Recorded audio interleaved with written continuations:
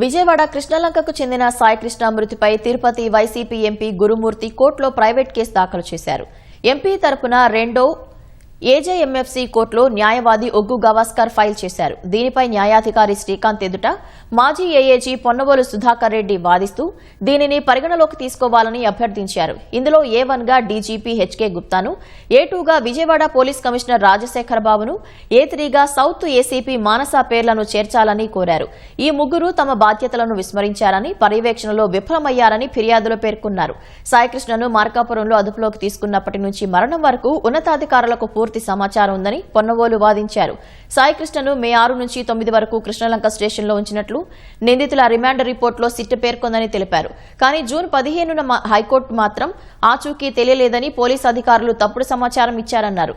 తన కుమారుణ్ణి అప్పగించాలని స్టేషన్కు వెళ్లిన సాయికృష్ణ తల్లి విజయలక్ష్మిని అప్పటి కృష్ణలంక సీఐ నాగరాజు దూషించారని, చంపేస్తానని చెప్పారని పొన్నవోలు వాదించారు.